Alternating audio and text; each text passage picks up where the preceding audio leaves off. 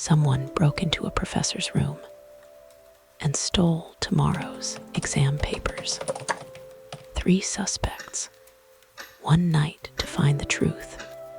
But what nobody knew was that while Sherlock Holmes stood in that very room asking questions, the guilty man was already there, hiding behind a curtain, barely breathing.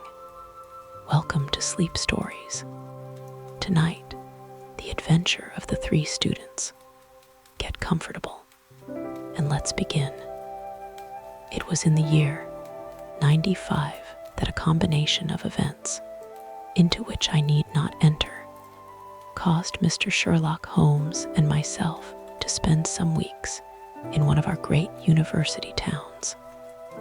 And it was during this time that the small but instructive adventure which I am about to relate befell us. It will be obvious that any details which would help the reader to exactly identify the college or the criminal would be injudicious and offensive. So painful a scandal may well be allowed to die out. With due discretion, the incident itself may, however, be described, since it serves to illustrate some of those qualities for which my friend was remarkable.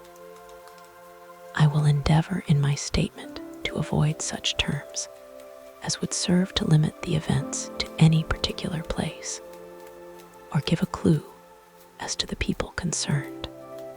We were residing at the time in furnished lodgings close to a library, where Sherlock Holmes was pursuing some laborious researches in early English charters, researches which led to results so striking that they may be the subject of one of my future narratives. Here it was that one evening we received a visit from an acquaintance, Mr. Hilton Soames, tutor and lecturer at the College of St. Luke. Mr. Soames was a tall, spare man of a nervous and excitable temperament. I had always known him to be restless in his manner, but on this particular occasion, he was in such a state of uncontrollable agitation that it was clear something very unusual had occurred. I trust, Mr. Holmes, that you can spare me a few hours of your valuable time. We have had a very painful incident at St. Luke, and really, but for the happy chance of your being in the town, I should have been at a loss what to do. I am very busy just now, and I desire no distractions, my friend answered. I should much prefer that you called in the aid of the police. No, my dear sir, such a course is utterly impossible. When once the law is evoked, it cannot be stayed again, and this is just one of those cases where, for the credit of the college, it is most essential to avoid scandal. Your discretion is as well known as your powers, and you are the one man in the world who can help me. I beg you, Mr. Holmes, to do what you can. My friend's temper had not improved since he had been deprived of the congenial surroundings of Baker Street.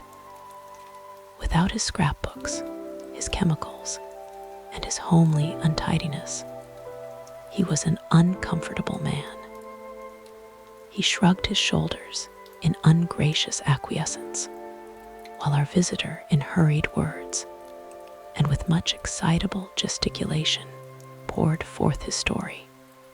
I must explain to you, Mr. Holmes, that tomorrow is the first day of the examination for the Fortescue Scholarship. I am one of the examiners. My subject is Greek, and the first of the papers consists of a large passage of Greek translation, which the candidate has not seen. This passage is printed on the examination paper, and it would naturally be an immense advantage if the candidate could prepare it in advance. For this reason, great care is taken to keep the paper secret. Today, about 3 o'clock, the proofs of this paper arrived from the printers. The exercise consists of half a chapter of Thucydides. I had to read it over carefully, as the text must be absolutely correct. At 4:30, my task was not yet completed. I had, however, promised to take tea in a friend's rooms, so I left the proof upon my desk. I was absent rather more than an hour.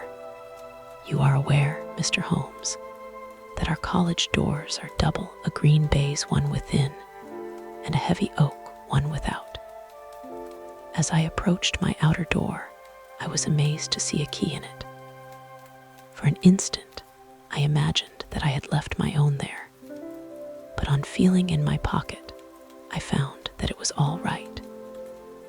The only duplicate which existed, so far as I knew, was that which belonged to my servant, Bannister, a man who has looked after my room for 10 years, and whose honesty is absolutely above suspicion.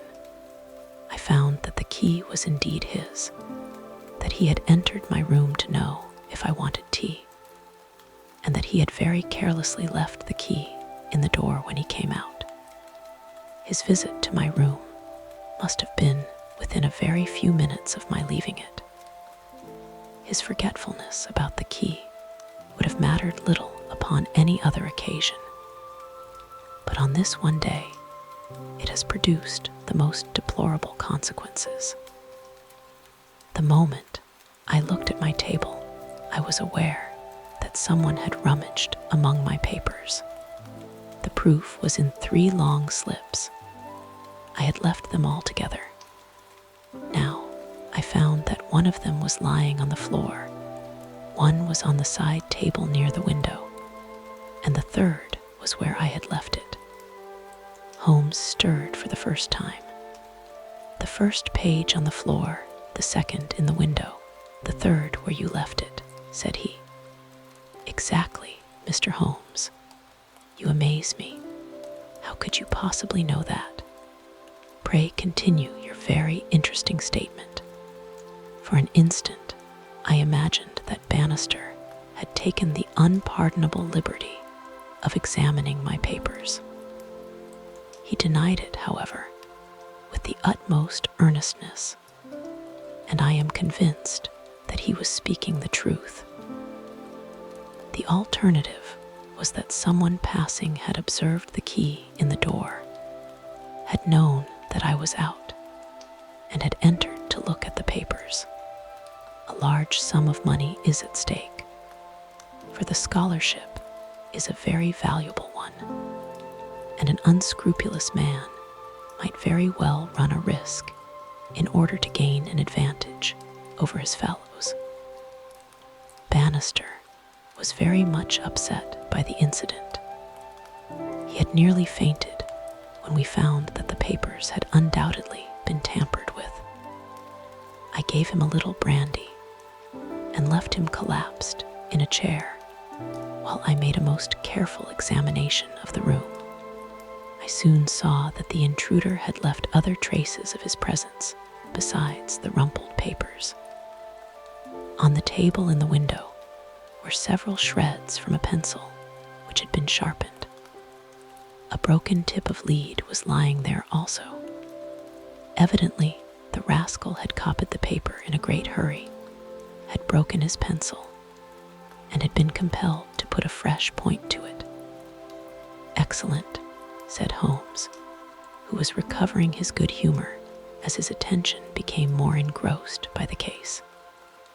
Fortune has been your friend. This was not all.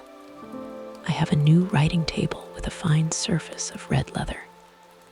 I am prepared to swear, and so is Bannister, that it was smooth and unstained. Now I found a clean cut in it about 3 inches long, not a mere scratch, but a positive cut. Not only this, but on the table I found a small ball of black dough, or clay, with specks of something which looks like sawdust in it.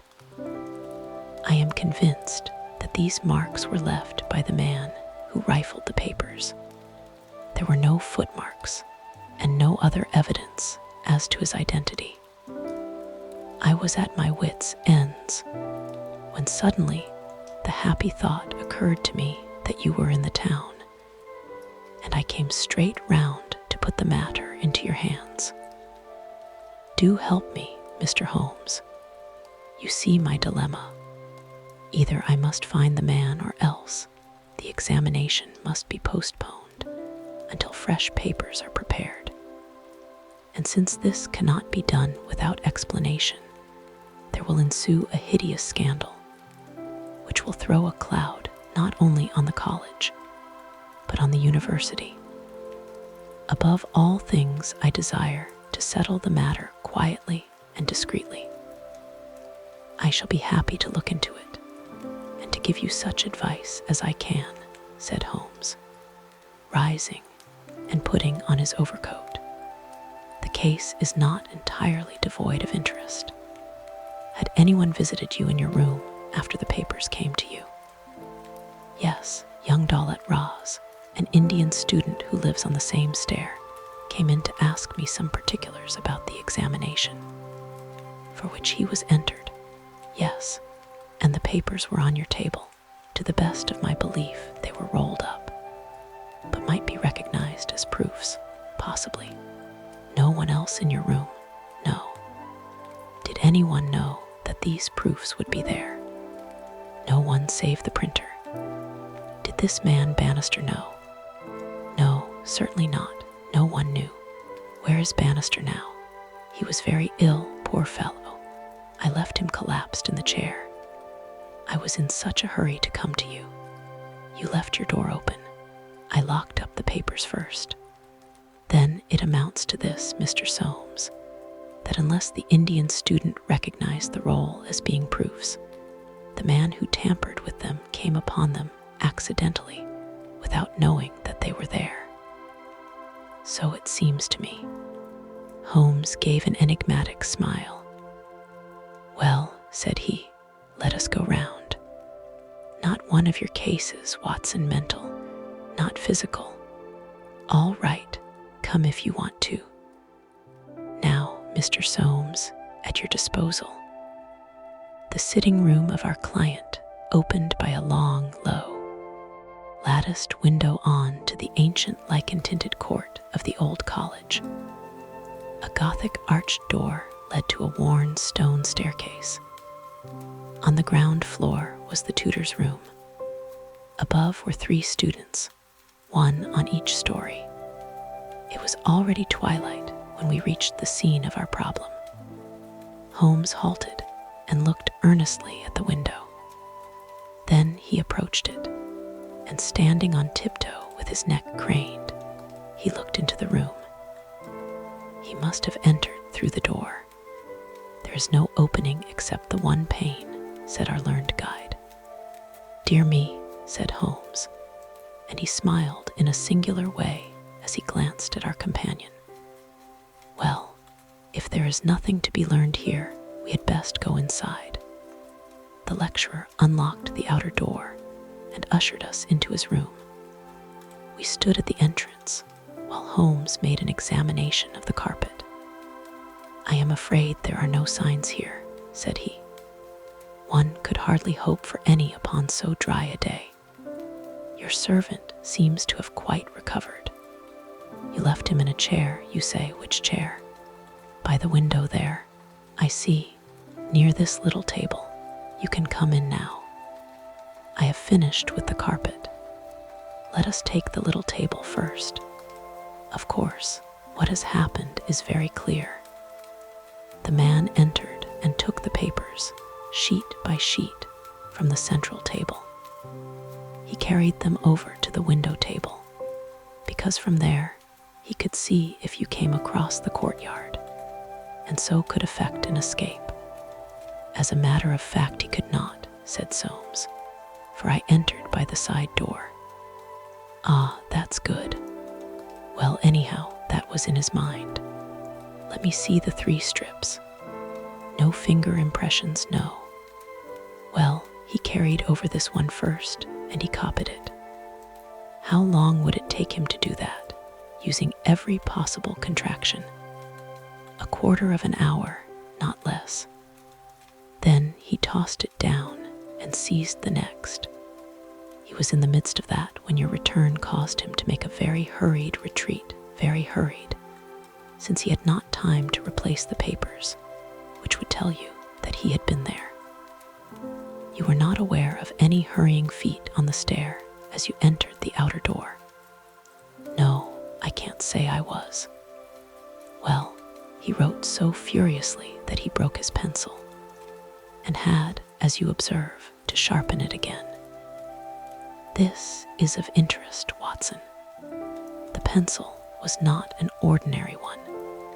It was above the usual size. With a soft lead, the outer color was dark blue. The maker's name was printed in silver lettering, and the piece remaining is only about 1.5 inches long.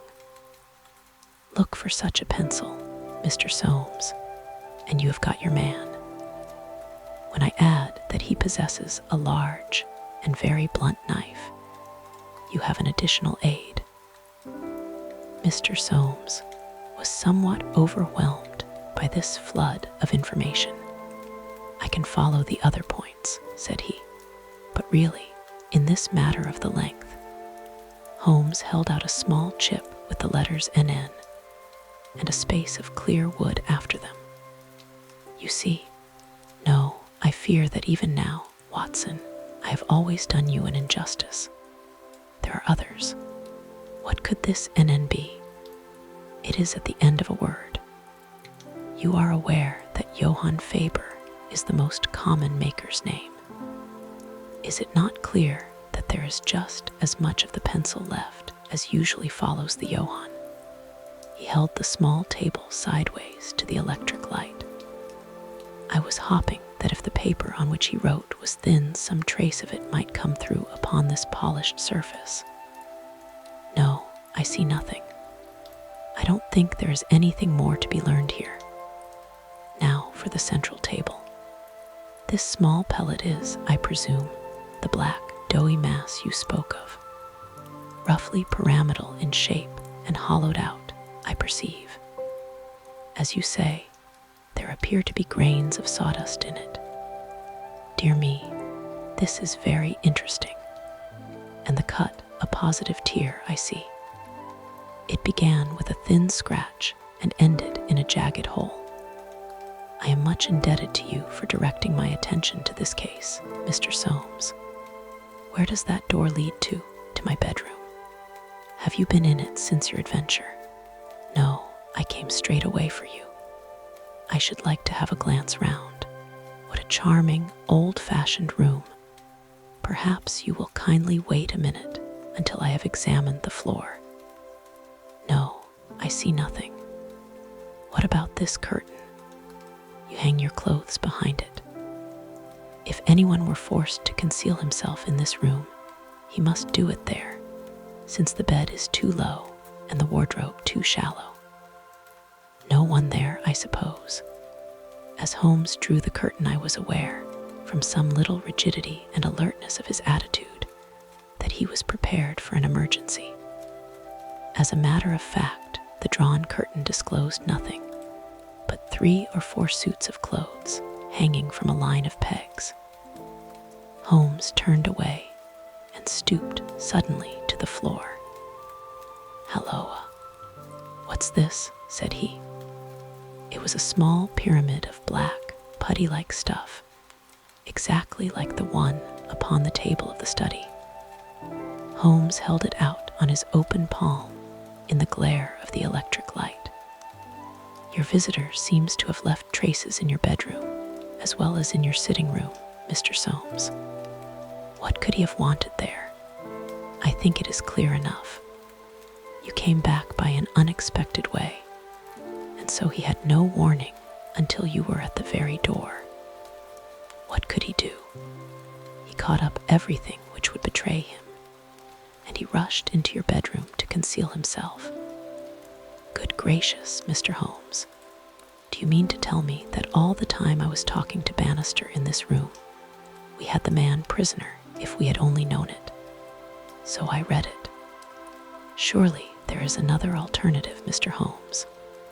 I don't know whether you observed my bedroom window. Lattice-paned, lead framework, 3 separate windows, one swinging on hinge and large enough to admit a man. Exactly.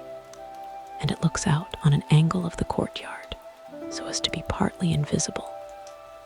The man might have effected his entrance there, left traces as he passed through the bedroom, and finally, finding the door open, have escaped that way. Holmes shook his head impatiently. "Let us be practical," said he. "I understand you to say that there are 3 students who use this stair and are in the habit of passing your door." "Yes, there are. And they are all in for this examination." "Yes. Have you any reason to suspect any one of them more than the others?" Soames hesitated. "It is a very delicate question," said he. "One hardly likes to throw suspicion where there are no proofs. Let us hear the suspicions. I will look after the proofs. I will tell you, then, in a few words, the character of the 3 men who inhabit these rooms. The lower of the 3 is Gilchrist, a fine scholar and athlete, plays in the rugby team and the cricket team for the college, and got his blue for the hurdles and the long jump. He is a fine, manly fellow. His father was the notorious Sir Jabez Gilchrist, who ruined himself on the turf. My scholar has been left very poor, but he is hard-working and industrious. He will do well. The 2nd floor is inhabited by Daulat Raz, the Indian. He is a quiet, inscrutable fellow, as most of those Indians are. He is well up in his work, though his Greek is his weak subject. He is steady and methodical. The top floor belongs to Miles McLaren. He is a brilliant fellow when he chooses to work, one of the brightest intellects of the university. But he is wayward, dissipated, and unprincipled. He was nearly expelled over a card scandal in his first year. He has been idling all this term, and he must look forward with dread to the examination. Then it is he whom you suspect. I dare not go so far as that, but of the 3, he is perhaps the least unlikely. Exactly. Now, Mr. Soames, let us have a look at your servant, Bannister. He was a little, white-faced, clean-shaven, grizzly-haired fellow of 50. He was still suffering from this sudden disturbance of the quiet routine of his life. His plump face was twitching with his nervousness, and his fingers could not keep still. "We are investigating this unhappy business, Bannister," said his master. "Yes, sir. I understand," said Holmes, "that you left your key in the door." "Yes, sir."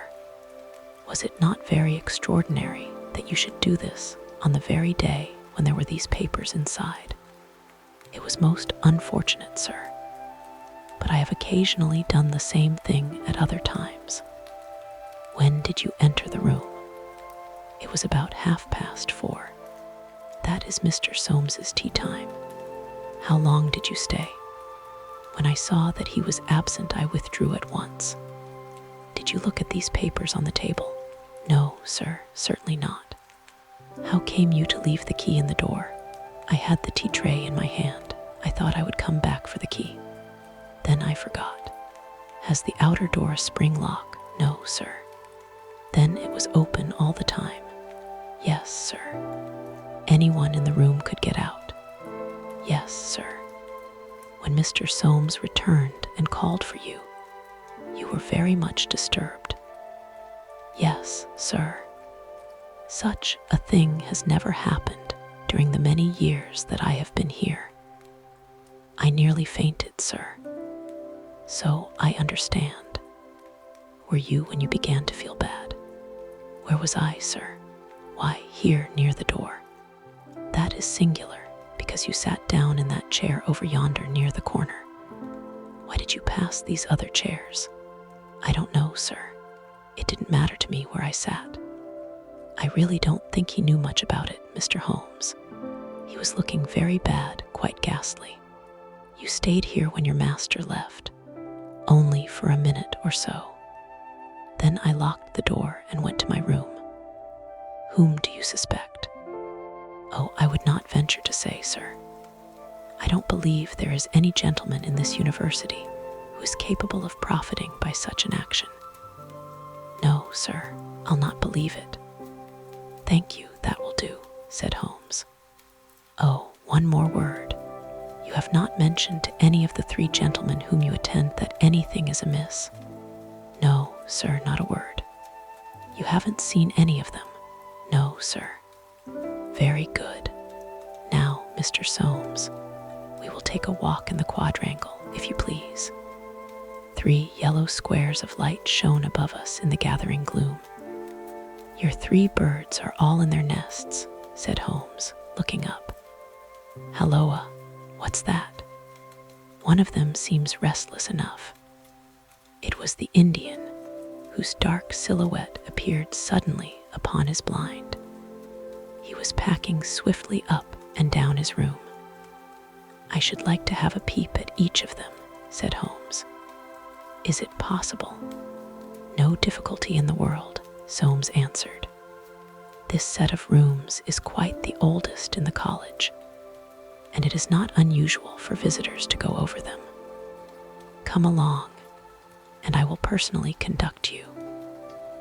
No names, please, said Holmes, as we knocked at Gilchrist's door. A tall, flaxen-haired, slim young fellow opened it and made us welcome when he understood our errand. There were some really curious pieces of medieval domestic architecture within. Holmes was so charmed with one of them that he insisted on drawing it on his notebook, broke his pencil, had to borrow one from our host, and finally borrowed a knife to sharpen his own. The same curious accident happened to him in the rooms of the Indian, a silent, little, hook-nosed fellow who eyed us askance and was obviously glad when Holmes's architectural studies had come to an end. I could not see that in either case Holmes had come upon the clue for which he was searching. Only at the third did our visit prove abortive. The outer door would not open to our knock, and nothing more substantial than a torrent of bad language came from behind it. I don't care who you are. You can go to blazes, roared the angry voice. Tomorrow's the exam, and I won't be drawn by anyone. A rude fellow, said our guide, flushing with anger as we withdrew down the stair. Of course, he did not realize that it was I who was knocking, but none the less his conduct was very uncourteous, and indeed, under the circumstances, rather suspicious. Holmes's response was a curious one. Can you tell me his exact height? He asked. Really, Mr. Holmes, I cannot undertake to say. He is taller than the Indian, not so tall as Gilchrist. I suppose 5'6" would be about it. That is very important, said Holmes. And now, Mr. Soames, I wish you good night. Our guide cried aloud in his astonishment and dismay. Good gracious, Mr. Holmes, you are surely not going to leave me in this abrupt fashion. You don't seem to realize the position. Tomorrow is the examination. I must take some definite action tonight. I cannot allow the examination to be held if one of the papers has been tampered with. The situation must be faced. You must leave it as it is. I shall drop round early tomorrow morning and chat the matter over. It is possible that I may be in a position then to indicate some course of action. Meanwhile, you change nothing, nothing at all. Very good, Mr. Holmes. You can be perfectly easy in your mind. We shall certainly find some way out of your difficulties. I will take the black clay with me, also the pencil cuttings. Goodbye. When we were out in the darkness of the quadrangle, we again looked up at the windows. The Indian still paced his room.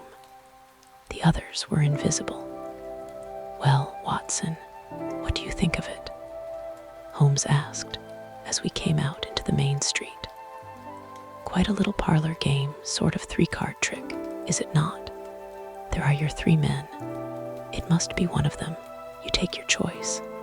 Which is yours? The foul-mouthed fellow at the top. He is the one with the worst record. And yet that Indian was a sly fellow also. Why should he be packing his room all the time? There is nothing in that. Many men do it when they are trying to learn anything by heart. He looked at us in a queer way. So would you if a flock of strangers came in on you when you were preparing for an examination next day, and every moment was of value? No, I see nothing in that. Pencils, too, and knives, all was satisfactory. But that fellow does puzzle me. Who? Why, Bannister, the servant. What's his game in the matter? He impressed me as being a perfectly honest man. So he did me. That's the puzzling part. Why should a perfectly honest man, well, here's a large stationer. We shall begin our researches here. There were only 4 stationers of any consequence in the town, and at each Holmes produced his pencil chips and bid high for a duplicate. All were agreed that one could be ordered, but that it was not a usual size of pencil, and that it was seldom kept in stock. My friend did not appear to be depressed by his failure, but shrugged his shoulders in half-humorous resignation. No good, my dear Watson. This, the best and only final clue, has run to nothing. But indeed, I have little doubt that we can build up a sufficient case without it. By Jove, my dear fellow, it is nearly 9, and the landlady babbled of green peas at 7:30. What with your eternal tobacco, Watson, and your irregularity at meals, I expect that you will get notice to quit, and that I shall share your downfall, not, however, before we have solved the problem of the nervous tutor, the careless servant, and the 3 enterprising students. Holmes made no further allusion to the matter that day, though he sat lost in thought for a long time after our belated dinner. At 8 in the morning, he came into my room just as I finished my toilet. Well, Watson, said he, it is time we went down to St. Luke. Can you do without breakfast? Certainly. Soames will be in a dreadful fidget until we are able to tell him something positive. Have you anything positive to tell him? I think so. You have formed a conclusion. Yes, my dear Watson, I have solved the mystery. But what fresh evidence could you have got? Aha! It is not for nothing that I have turned myself out of bed at the untimely hour of 6. I have put in 2 hours hard work and covered at least 5 miles with something to show for it. Look at that. He held out his hand. On the palm were 3 little pyramids of black, doughy clay. Why, Holmes, you had only 2 yesterday, and 1 more this morning. It is a fair argument that wherever number 3 came from is also the source of nose. 1 and 2. Watson. Well, come along and put friend Soames out of his pain. The unfortunate tutor was certainly in a state of pitiable agitation when we found him in his chambers. In a few hours, the examination would commence, and he was still in the dilemma between making the facts public and allowing the culprit to compete for the valuable scholarship. He could hardly stand still. So great was his mental agitation, and he ran towards Holmes with 2 eager hands outstretched. "Thank heaven that you have come. I feared that you had given it up in despair. What am I to do? Shall the examination proceed?" "Yes, let it proceed by all means. But this rascal, he shall not compete. You know him." "I think so. If this matter is not to become public, we must give ourselves certain powers, and resolve ourselves into a small private court-martial. You there, if you please, Soames. Watson, you here. I'll take the armchair in the middle.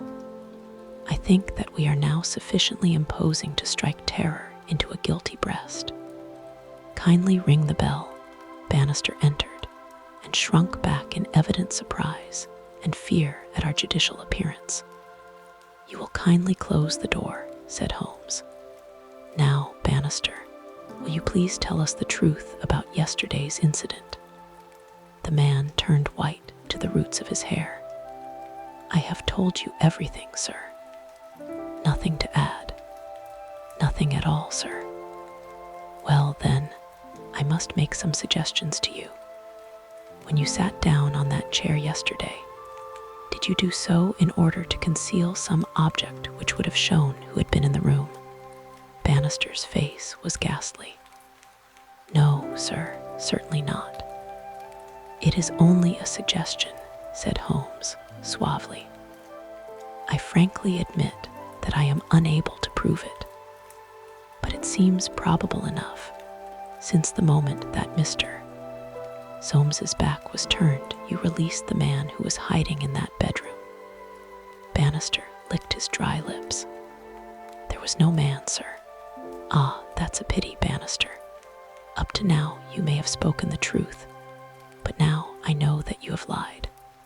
The man's face set in sullen defiance. "There was no man, sir." Come, Bannister."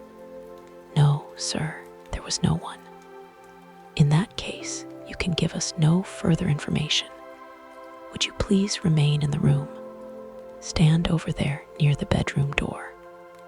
Now, Soames, I am going to ask you to have the great kindness to go up to the room of young Gilchrist, and to ask him to step down into yours." An instant later, the tutor returned, bringing with him the student. He was a fine figure of a man, tall, lithe, and agile, with a springy step and a pleasant, open face. His troubled blue eyes glanced at each of us, and finally rested with an expression of blank dismay upon Bannister in the farther corner. "Just close the door," said Holmes. "Now, Mr. Gilchrist, we are all quite alone here, and no one need ever know one word of what passes between us. We can be perfectly frank with each other. We want to know, Mr. Gilchrist, how you, an honorable man, ever came to commit such an action as that of yesterday." The unfortunate young man staggered back and cast a look full of horror and reproach at Bannister. No, Mr. Gilchrist, sir. I never said a word, never one word," cried the servant. "No, but you have now," said Holmes. "Now, sir, you must see that after Bannister's words your position is hopeless, and that your only chance lies in a frank confession." For a moment, Gilchrist, with upraised hand, tried to control his writhing features. The next, he had thrown himself on his knees beside the table, and burying his face in his hands, he had burst into a storm of passionate sobbing. Come, said Holmes kindly. "It is human to err, and at least no one can accuse you of being a callous criminal. Perhaps it would be easier for you if I were to tell Mr. Soames what occurred, and you can check me where I am wrong. Shall I do so?" Well, don't trouble to answer. Listen, and see that I do you no injustice. from the moment, Mr. Soames, that you said to me that no one, not even Bannister, could have told that the papers were in your room, the case began to take a definite shape in my mind. The printer one could, of course, dismiss. He could examine the papers in his own office. The Indian I also thought nothing of. If the proofs were in a roll, he could not possibly know what they were. On the other hand, it seemed an unthinkable coincidence that a man should dare to enter the room, and that by chance on that very day the papers were on the table. I dismissed that. The man who entered knew that the papers were there. How did he know? When I approached your room, I examined the window. You amused me by supposing that I was contemplating the possibility of someone having in broad daylight, under the eyes of all these opposite rooms, forced himself through it. Such an idea was absurd. I was measuring how tall a man would need to be in order to see, as he passed, what papers were on the central table. I am 6 feet high, and I could do it with an effort. No one less than that would have a chance. Already, you see, I had reason to think that if one of your 3 students was a man of unusual height, he was the most worth watching of the 3. I entered, and I took you into my confidence as to the suggestions of the side table. Of the center table, I could make nothing, until in your description of Gilchrist, you mentioned that he was a long-distance jumper. Then the whole thing came to me in an instant, and I only needed certain corroborative proofs, which I speedily obtained. What happened was this. This young fellow had employed his afternoon at the athletic grounds, where he had been practicing the jump. He returned carrying his jumping shoes, which are provided, as you are aware, with several sharp spikes. As he passed your window, he saw, by means of his great height, these proofs upon your table, and conjectured what they were. No harm would have been done had it not been that, as he passed your door, he perceived the key which had been left by the carelessness of your servant. A sudden impulse came over him to enter and see if they were indeed the proofs. It was not a dangerous exploit, for he could always pretend that he had simply looked in to ask a question. Well, when he saw that they were indeed the proofs, it was then that he yielded to temptation. He put his shoes on the table. What was it you put on that chair near the window? Gloves, said the young man. Holmes looked triumphantly at Bannister. He put his gloves on the chair, and he took the proofs, sheet by sheet, to copy them. He thought the tutor must return by the main gate, and that he would see him. As we know, he came back by the side gate. Suddenly, he heard him at the very door. There was no possible escape. He forgot his gloves, but he caught up his shoes and darted into the bedroom. You observe that the scratch on that table is slight at one side, but deepens in the direction of the bedroom door. That in itself is enough to show us that the shoe had been drawn in that direction, and that the culprit had taken refuge there. The earth round the spike had been left on the table, and a second sample was loosened and fell in the bedroom. I may add that I walked out to the athletic grounds this morning, saw that tenacious black clay is used in the jumping pit, and carried away a specimen of it, together with some of the fine tan or sawdust which is strewn over it to prevent the athlete from slipping. Have I told the truth, Mr. Gilchrist? The student had drawn himself erect. Yes, sir, it is true, said he. Good heavens, have you nothing to add? Cried Soames. Yes, sir, I have, but the shock of this disgraceful exposure has bewildered me. I have a letter here, Mr. Soames, which I wrote to you early this morning, in the middle of a restless night. It was before I knew that my sin had found me out. Here it is, sir. You will see that I have said, I have determined not to go in for the examination. I have been offered a commission in the Rhodesian police, and I am going out to South Africa at once. I am indeed pleased to hear that you did not intend to profit by your unfair advantage, said Soames. But why did you change your purpose? Gilchrist pointed to Bannister. There is the man who set me in the right path, said he. Come now, Bannister, said Holmes. It will be clear to you, from what I have said, that only you could have let this young man out, since you were left in the room, and must have locked the door when you went out. As to his escaping by that window, it was incredible. Can you not clear up the last point in this mystery, and tell us the reasons for your action? It was simple enough, sir, if you only had known. But with all your cleverness, it was impossible that you could know. Time was, sir, when I was butler to old Sir Jabez Gilchrist, this young gentleman's father. When he was ruined, I came to the college as servant. But I never forgot my old employer, because he was down in the world. I watched his son all I could for the sake of the old days. Well, sir, when I came into this room yesterday when the alarm was given, the very first thing I saw was Mr. Gilchrist's tan gloves lying in that chair. I knew those gloves well, and I understood their message. If Mr. Soames saw them, the game was up. I flopped down into that chair, and nothing would budge me until Mr. Soames he went for you.